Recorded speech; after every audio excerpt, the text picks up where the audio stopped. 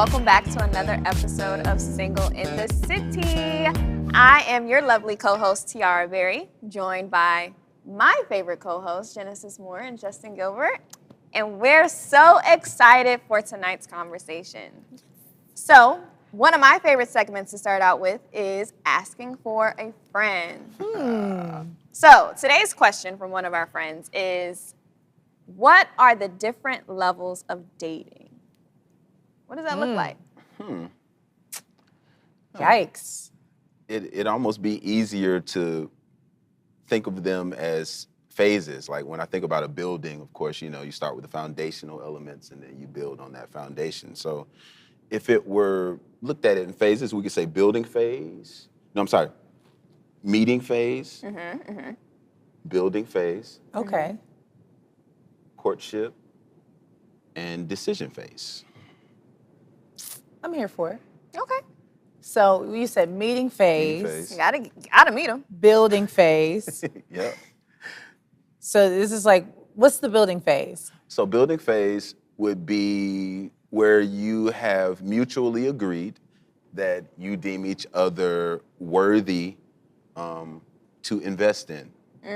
Okay. You deem this situation something that seems to be somewhere you can both grow and you're both comfortable with how it's going. So at that point, you're building. Oh, okay. Okay? And courting then becomes taking that phase a little bit more seriously. Absolutely. I think once we get in courting into a courtship, now we're kind of being very intentional about where our destination is. Starting to kind of get there, right? And then the decision, is that like when we getting married? Like that's when we get the ring? That's when, yes, yes. Everyone's favorite stage. Well, the ladies anyway, right? I mean, it should be the guys too. We the prize. Ooh, Come on. we're both the prize. Everybody's surprised. Yeah, we Everybody's are all surprised. prizes under the sun. So, We are prizes in God's eyes. but seriously, with that being said, it seems like a lot of us, when we talk about the different stages of dating, don't get past the stage of meeting or the building. We don't even get the chance to build. Well, it's like, how long, my question is, how long is the meeting phase? Like, when is a time where somebody says, like, I feel like I've gotten to know you enough to know that I want to build something with you? And then, like, maybe, Justin, you can help us with this, but, like, what goes on in a guy's head to be like, this is somebody I want to build with? That's a great question. I think it's definitely on a case-by-case basis. Okay. But I think it's after you've established some very solid foundation in terms of things you've experienced, how things look through your lens, why you think the way you do. Can I share things with you? How do you respond to things? Like, I think once a guy's kind of hit those targets and determines that a woman is, someone that can work with him, that he can work with, then we now go from meeting to building. And what does the timeline for that look like? Because I think a lot of women tend to meet men and they think within the first 30 days, they know if they can see a future. And some guys feel like it takes 30 years. So give us a gauge of what the timeline looks like in dating. That is completely case by case. It's no one size fits all thing. You know what I'm saying? Like when you know, right? The ambiguity for me. That's the nature of dating, though, Well, right? I think men sometimes know before women do. I I think don't so, think too. it takes men a very long time to be like, I think women wonder I more. want you. Yeah. But how do they want you? And do they know enough about you to really know that they want you? See, I think men are conquerors. And I think in the very beginning, they go after what they want because y'all pray and then y'all kill. And then once you figure out how much is it going to take for me to get her, y'all decide on what level of investment she's worth. ooh, But I'm that's not really a man. That's good. why you here. That's interesting. I like that, though. I agree with that. Like, once you really get up on her, then you say, I'm willing to go 100% or 80%, because sometimes men will try to shortchange you, too. Yep. Really? After they get you, though. Because After they'll they do it get you- all to get you. Yep, and then they shortchange you after that, and then they expect for, that to become, your standard of dating, and Right. now that you with him, 80% is the cap. Not everything is not, if there was 100% to get. And see, that's why men need to allow women to earn their 100% instead of offering it out the gate. Because this is the situation that you end up with. You've done too much spoiling, too much. So the expectation is there that you will do all of these things. And it's not as special as it would have been had you waited. But that's another, topic for another day. Okay, but waited till when? Is it like waited until we got to the building stage? Absolutely, because then you've determined that she is worthy of these things. How can I pour into someone and I haven't determined that they're worthy of that? And then, once I determine like, oh, I don't feel comfortable doing this thing, or it's not reciprocated in a way that makes me feel like this makes sense for me to do this. I feel some type of loss or some kind of emotionally bankrupt after I You give need a these return on things. the investment. It's no ROI. Yeah. So, you know what I'm saying? So if we're going there, glasses on there's for there's a lot to Why? He said, I need a pipe. You know what I'm saying? But I think it's tough to kind of determine when is right. This is all case by case and all based on, I just had a thought. I think that a lot of times we as men are looking for trust when women are looking for emotional connection. So we're looking to be trusted. So sometimes we're looking to break down walls and have I see that, yeah. conversations about your childhood and where you've been, where you're from. But women are wanting that emotional investment. Say you'll be in a relationship with me. Say I'm the only one you're dating. You know what I'm saying? But it's like, wait, we haven't, it's a trade-off. And that a lot of times is that impasse that men and women encounter when we're kind of pre-building phase. Pre-building, yeah. Well, I don't all the way agree with that because I think that there are a lot of men that are guarded too. Okay. And then they get through to you're trying to build up that trust with them because I'm naturally, now this is just for me, I am naturally, I can admit, a guarded person when I first meet someone, right? I'm not very much so, let me tell you all my business and everything about me. Because I want you to love me. No, that's not me. Yeah. I'm like, what you doing? What you got going on? Why are you doing it like that? Type of person. So then when I get to a point where I think like, okay, this person might be enough for me to invest that level of trust in them, it doesn't always, then men sometimes can get very guarded and then then it becomes like a battle of the timing. Yeah. Yeah. And then if you're not in sync on the timing of now I'm ready to open up, oh, but now you're closed off, so now I don't want to do it anymore. It gets weird. This happens every day. And then so then what do? Do you just throw it away? Do you ever get I to don't the know. next phase? I think we have to consider the fact that we don't pay enough attention to the timing when we're dealing with people, when we're dating, when we're getting to know them, when we have what we want versus what they have what they want. I think when it comes to dating and relationships, we don't really explore where people are in their lives. Are they ready for this right now? Are they ready for what you want? And how soon enough or late enough is it for you to present what you want and they present what they want and you guys have that conversation?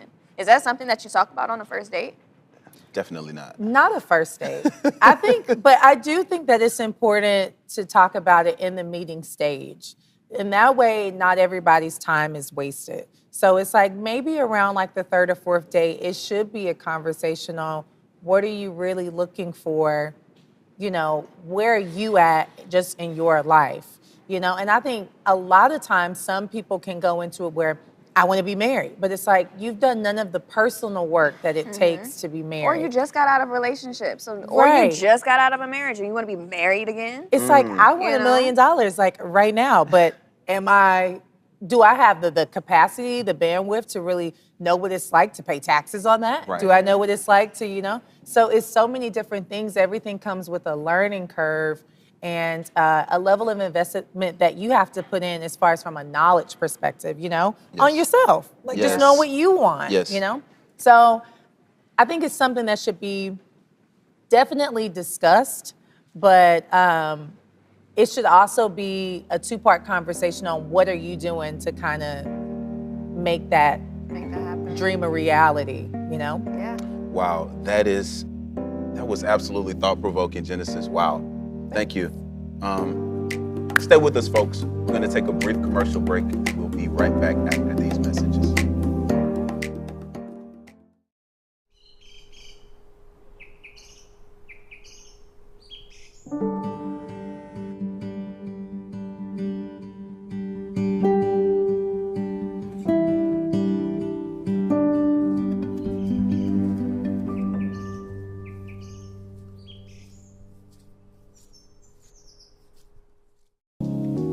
You know, we're going to talk about something that you hear more and more about today.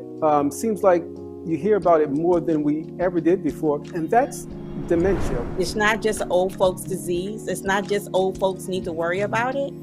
Anyone can get dementia. You can get it as, you know, we have people that's in their 20s and 30s that have been diagnosed with it. And then also, if you don't have dementia, you may be a family caregiver or care partner, and you're still impacted, and you still need to know about the disease so you can be able to better support your family or friend that is living with dementia.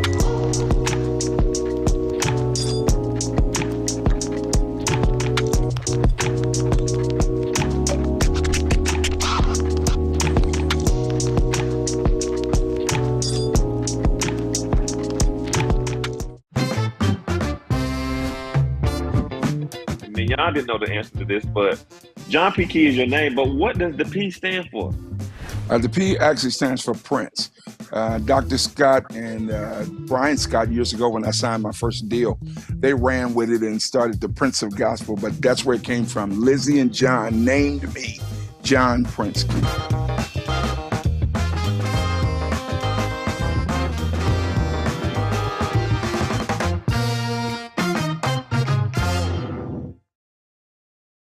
All right, so now I kind of want to switch gears a little bit. Okay. Okay, so everybody's talking about dating and where we're going, what we're doing. I want to talk about the difference between entanglements and situationships. Let's be clear about what that All is. types of ships. Shipwrecking over here. Titanic, man. Especially if you live in Atlanta. Yikes. Yeah, all over the world. It's tough. Yeah, it's tough. I think when I think about an entanglement, I think about the fact you're trying to be as upfront with everyone as possible. When I think of entanglement, I think of multiple people. Okay. I think you're literally tangled within something that feels bigger than yourself. You're trying to please other people. You're trying to please yourself. It's the old term having your cake and eating it too, if you ask me.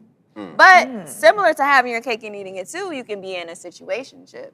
So I think there are some lines that cross with those, but I think a situationship is between you and one other person and what you have going on. And I think an entanglement is what you have going on with several different people that you're trying to make work.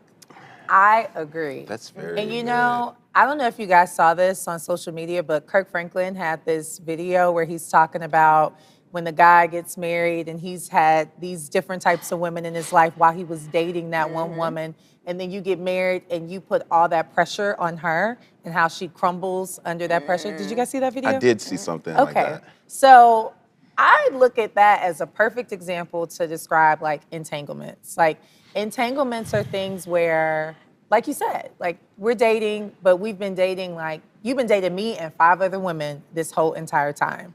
We have not gotten out of one of these phases of dating, you know? We are stuck.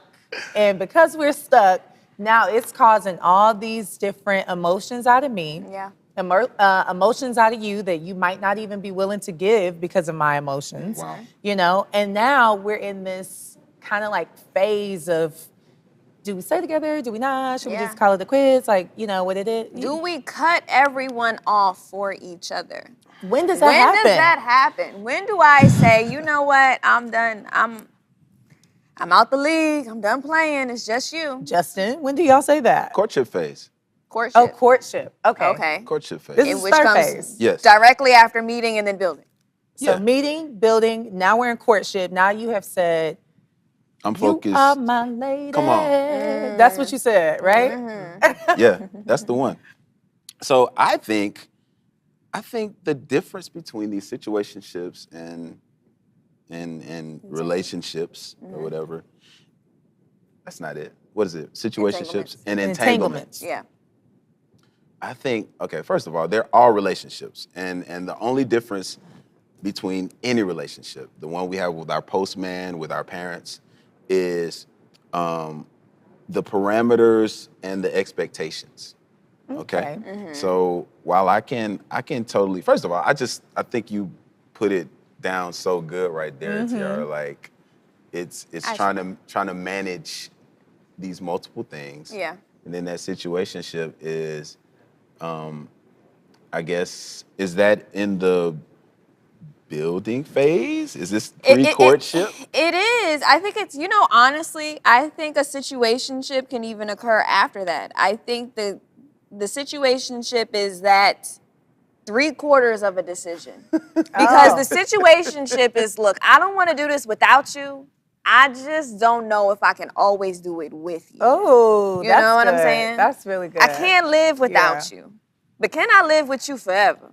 Can I live in the same house with you? Can we do this for a long time? Yeah. And I think that that's something, as young people specifically, we feel like we have forever to go in life. And I feel like as you see those older players stop playing and they realize they got to settle down because they get older and they need somebody, to be there beside them, because they always say the player days is over. But at a young age, people feel like you could be in a situationship for 2-3 years because you have so much time left to live. Yeah. So what do I look like settling down right now?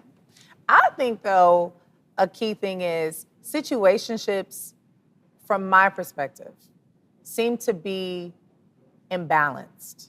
They're never like a balanced way of dating. It's always like somebody is more invested than the other person, or there's like a disconnect on what you want, what I want, but we're still here because we feel like it's, you're giving me 60% and I don't, if we're going off the 100 scale, and it's like, I don't really want to go back to 0. I mean, I've been here for 2 years, 3 years. Do I really want to give up that time? Maybe you'll change next year. Maybe something in your life will happen. So I think that's the imbalance of a situationship, is kind of like the waiting on the other person to come around. To come up. So Justin, do you feel like you've been in situations as the man at the table where a woman has been giving more than you've been giving and felt pressure to come up to where she is, or try to level set her to come down to where you are? Great question. That's a great question. I have not experienced a situation like that. I think because the clarity and communication going into these things is paramount, so that everyone has an expectation, even if it's something that they don't necessarily want to hear.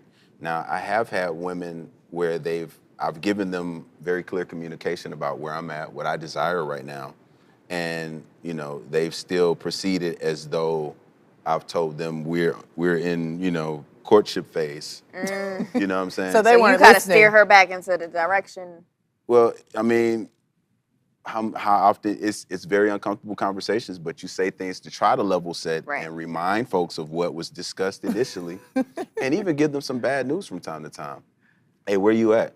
I'm actually here with my friend, or I actually, I have something to do. I'm actually going this place with this person. You know what I'm saying? Just to try to give them... As if the opposite sex, you're going somewhere with somebody else. And be very honest about that. Wow. Rather than ducking Players and gonna dodging. play. Man, but I'm not gonna lie though, it's a lot. I'm gonna tell you that another difference is though too. I can understand that a lot better, because I think a lot of women would be a little bit more accepting of the truth if they're more logical, about how they view the situation.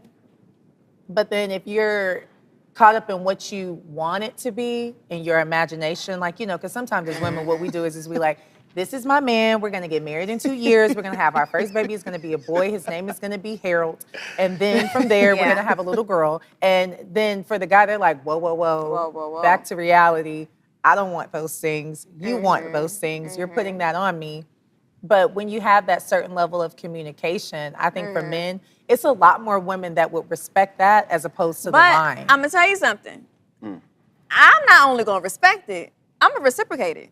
And I think that's when men start when it to gets feel some toxic. type of way. Because now we in a toxic It's situation very because true. you That's going when it out gets with her on toxic. Thursday, and I'm gonna say, what restaurant y'all went to? And I'm gonna be dead with somebody else on Friday. See, It's the And the it's same waitress one-up. gonna be like, It's the y'all one gonna up. come here together on Saturday. but the thing is, we're not the same. And yeah, you could do what we do, but what's your why behind why you're doing it? And it's not allowing you to show up authentically in whatever situationship that is, or whatever you got going on there. Be in balance. So you know what I'm saying? So I just think it's about managing expectations because I'm not gonna be sitting at home waiting for somebody to call me and I know they out with somebody else. Then they don't need to be your man. Yeah, he not. exactly, he's not. He's not. Yeah. Well, I mean, I'm saying like, here's what I think. Okay. And maybe this just comes from me kind of like, you know, I've had different types of relationships with different types of people, you know? So if something like that, I think that's a huge part of knowing yourself. If that's a deal breaker and that's not the type of relationship that you see yourself being in, and it's almost like soil. Like, you know, women, we're flowers, you know? Yeah. If that type of soil that man is providing is not giving you the best opportunity to grow into who you want to be, Right. it's okay to be like, love I'm you, but good. not right now. What Yeah. Erykah Badu say? Next lifetime. Yeah. You know? And walk away. I think once you walk away, and even though I was having fun with it, you match that energy. They're gonna do something. It's not gonna stay the same. They're either gonna leave you alone or they're gonna step Yeah. up. But they're not gonna keep wondering if you out with somebody else while they're dealing with you. Because men are too territorial to act like that. They gotta Yeah. know, are you theirs or are you not? They always have to know. Women, we can live in the ambiguity because we want them so much and we have those feelings So and true. emotions. But men tend to be more logical when it comes to relationships. You either my girl or you not my girl. Or you know what? Here's Justin's favorite word. Territorial Yeah. when it comes to those things. Come on, Men Alpha. tend He had to the be whole a acronym little on the bit last more- episode. He did. They Listen. tend to be a little more territorial, especially when it comes to women. Nah, sometimes. this is all cap. Like the caps lock has been hit, and this is just not true. Everyone knows that women are more territorial than men. That's another story for a different day. Of course. Well, I think a lot of times women might get into these situations because they are thinking about the potential of the person instead of the reality of what is and what this person has shown you. So you know Okay. what I'm saying? And I think that's you guys' nurturing ability coming alive. That's a beautiful thing, but sometimes it leads you to funny places. Well, while you're right there, Justin, everybody, we are so happy that we are having this conversation. But look, we're going to go to a brief commercial break and we'll be right back with more Single in the City. But that was one of my favorite moments of this season. Oh my God. Look, and Maria is turning red over here. Right. He just went in on me for real. I'm like, oh my God.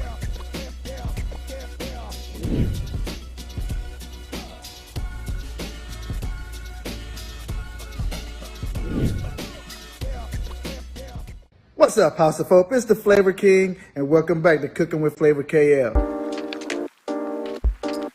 You know what time it is. It's time for me to show you how to make chili.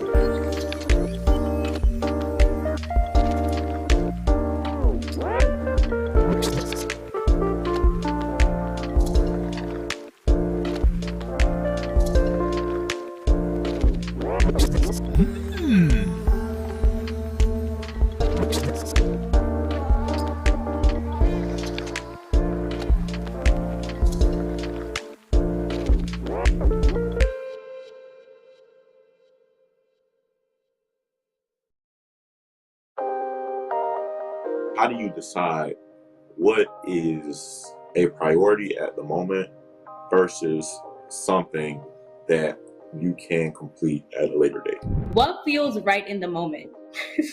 Because sometimes it's like, okay, this is really high on my priority list, but I really just don't feel like it. But I think that in order to be productive is like, do what's best for what you feel like in the moment. So if this easier task is easier for you, do that and then tackle the harder task.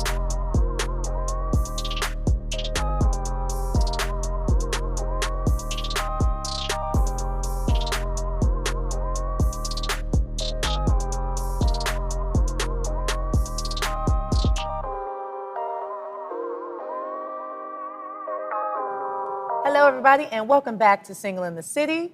We now have been having like the best conversation. I'm really, really enjoying this. But about the different levels of dating. And we got some questions from some of our viewers, and I want to see what you guys think, okay? Let's go. Number one is, do you say on a first date you're dating to marry? Is that something that you overtly say, I'm here and I'm dating to marry? I say no. I think that gives way to some, like, I think that provides some type of, it seems kind of a bit serious. And it seems... too much expectation. Too much expectation. And that kind of gives me vibes like... Get an appetizer. Listen, just chill. Do you like salsa or do you like ranch? You know? Ease me into it. Let's just have something first before we go into the I love yous. I don't like that at all, I'll be honest. I think it's a little boxy. And when I say boxy, I mean like, you know, these are my boxes. I'm trying to check.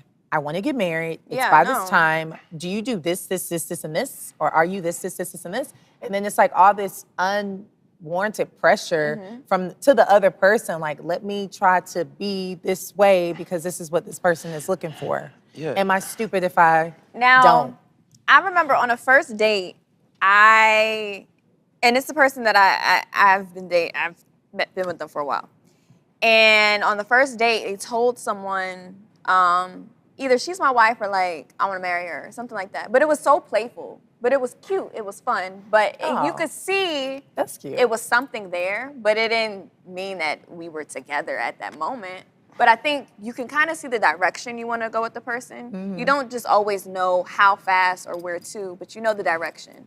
And I think that's attractive from a guy, especially. So if he says, you know what, I could see a future with you, maybe, possibly, or you seem like you could be wifey material or something along that, to show that that's okay, that furthered interest, to say you're not like most girls that I've seen for a while. I think that's important, and that's something really nice to say. But it doesn't mean that we've made a commitment. It's just, I like you. I think that's impossible to determine on the first date, whether someone is like the other girls or not. Because again, everyone's putting their best foot forward, and their representative is the one that you're entertaining. So you've been bamboozled. I've definitely been. I've had people attempt to bamboozle me. You know what I'm saying? I didn't. He said, "No, wait a minute." You know, I've learned a thing or two, and I think putting that marriage thing on it, or saying what your intentions are from the outset, it kind of limits where that relationship can go, because you might have great chemistry as business partners or have some other type of connection. Everything doesn't have to be romantic, and people think that attractions automatically mean that we're it's going romance to there. It's got to be romantic. You know what I'm saying? We could literally have a taco truck, you know what I'm saying? But we flow well together, and we get each other. We make money together. You know what I'm saying? It could totally be that. I want to make money with you. Which is why people have those work wives and work husbands. Hey, all the time. I mean, hey, it's a thing. Okay, so look, let's get to our next one. I love how we were talking about this before the show, but is texting on a first date, is that rude? Like if you're constantly on your phone. Yikes. Or what is the number of times that you... What is the number of times allotted to pick up your phone on a first date? Who's counting? See? We know where T fall. Clearly. I say when the date is good, you're not even thinking about your phone. Oh, that's a good point. You know, that's a good point. So it's a matter of like... She's not finding it. And then sometimes there are reasons why people are on their phone. Like there has been situations where I've been on a date, but I've been expecting a phone call or replying to some emails like, I've got a thing going on. I will tell that person, hey, you know what I'm saying? I'm in the middle of kind of conducting some business, maybe ironing out some and see, details. I'm attracted to busy people. So if your phone we spend all day together and your phone didn't ring once, you didn't get no phone calls, you up to something, this your burner device, you gotta wipe your kid, because somebody's gonna call you today. Oh, that's it. Even if it's a scam, likely, I gotta see that phone ring. Look, that poses a good question too. Like if he has two phones, should you have both numbers? But that's not what was on the agenda to talk about. See? Ooh. See, now you meddling. Now y'all betting. Uh-huh. That's how they I feel. deserve to have both numbers. That's what I'm saying. And if 'cause- I don't reach you on one, I'm gonna call you on the other one. See, and I mean, why you got 2 phones if you're not gonna answer them? But that's neither here nor there. Ooh. Well, okay, so next question. When or should you make it clear that you're not the only one? So when or if, I think is a better way to ask that. Like, should you ever make it clear? Like, hey, I'm not just dating you, I'm dating you and 3 other I people. think you should only make it clear, and this is a little X-rated, This is a good question, though. when you're intimate. Oh. Oop, later in the season. If you're not putting my my health and safety at risk, we gonna hurt each other's feelings. Well, see, a lot of people, though, don't feel like that should even come up until it is overtly said, we are together. And if we're going by Bible standards, to you, Mary, but Okay. When you So do it. let's do it. my thinking is that conversation should be had initially and only brought back up when something changes. I'm dating, I'm doing this until I get into courtship phase where I say, I want to only focus on you. I just want to make it clear, though, these questions are geared towards men that I think people think it's a different type of man that's out here. Maybe what we picking up out of the bag. Because in this, some men that I know I've come across, they are not leadership oriented like that to even have a conversation. Like I said before, they would rather, be sneaky as opposed to, or be afraid to have that level of a conversation with a woman out of fear of hurting her feelings. Right. And or- sometimes, I mean, maybe I'm just old school and I feel like what you don't know don't hurt you. Unless it's hurting you. Now, it's like mind your business. But it does depend on the phases that you're in. When we go on our first date, I'm not sitting here asking you, are you seeing somebody else? Are you doing this? Now, if you have a girlfriend, that's a red flag. Facts. But if we all have situationships and we can't act like we don't. There's always somebody that if they call us right now, we might duck off and answer the phone. And we might not have a future with them or see a future with them. But I think there's always somebody that's still around while we're single. And we can't act like that's not true. Well, I'll even take it a step further. I think it does sometimes based off of socioeconomic status. And options. Because socioeconomic status can dictate your options. So if I do, and me and my friends, this is me being very transparent right now. We have like a little saying. It's called RMP. Rich man privilege. Oh, man. Like sometimes when you're dating men with money, they have like, I just had this conversation with a friend the other day. You're dating somebody who's got a lot of money. He might have other options. He's never made it a thing to you, so I wouldn't go looking for it if it ain't really come to find you. But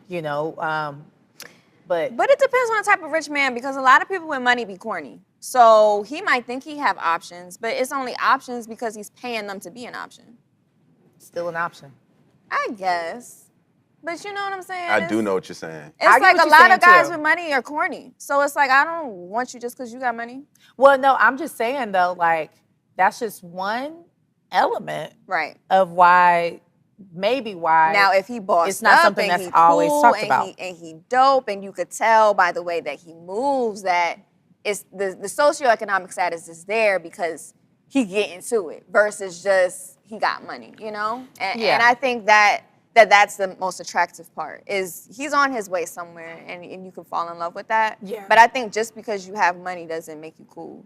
I don't think so either. They be more whack than anything. I don't think it makes you cool, but I do think sometimes like that I know a lot of women, like this is just the harsh reality that women never talk about, you never going for a guy that, is like, I want to give you a comfortable life. Right. Women, we be like, we want to be bossed up. Extravagant. We want the extra, all this stuff. So when you kind of like, I had to tell her, I was like, you dating in that pool? You kind of gotta, you swimming with the sharks, you gotta be, ready to and men have what comes with men it. will fall in love with women who want the most out of life, but don't necessarily need that man to get them there. Egg, So right I do. now, like I'm in the process of trying to buy a house. And Okay, all the guys cool. that I'm dating think You're it's, buying a house. I am buying a house. I Yeah. am pre-qualified, y'all. Go Won't you girl. do it? Yeah.